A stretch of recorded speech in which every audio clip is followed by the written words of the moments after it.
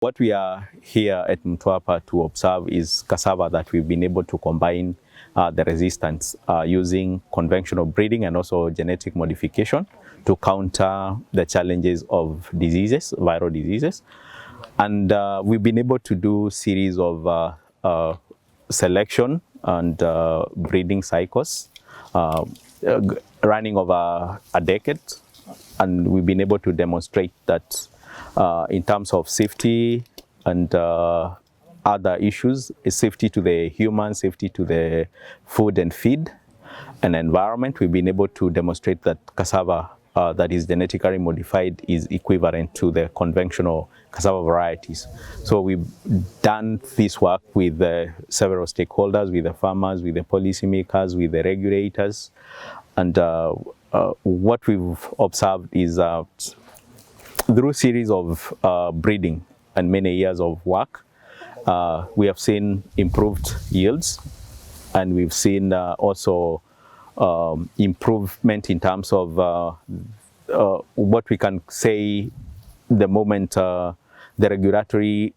process is finished. We anticipate to see wider adaptation, because this work we've been doing with the farmers, looking at the characteristics that the farmers like. And then we've now gone to the phase whereby, after ascertaining that the cassava is safe to the environment and through laboratory assays that have shown that is equivalent to the conventionally bred cassava, we anticipate wider adaptations. We've not seen any changes in terms of the food properties, though we've not gone to the phase of where we can cook and eat because of the legal challenges that we have in our country, which we hope the current government is going to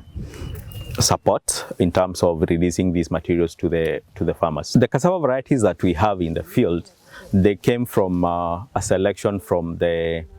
varieties that farmers grow in the field, but then they are susceptible to diseases, so that we went for that, and then looked at the improvement through genetic modification and conventional breeding, meaning that what we achieved here in the field are the characteristics that the farmers want in terms of the yield, the harvesting ability, the plant architecture, the cyanide content. We've done through a series of selections coming from a breeding population of more than 3,000 lines. We narrowed down to 8, which are very, very good, and we hope they are going to be adopted. In terms of the yield, we've done yield selection trials, and we've been able to select the varieties that are yielding between 30 and 50 tons per hectare.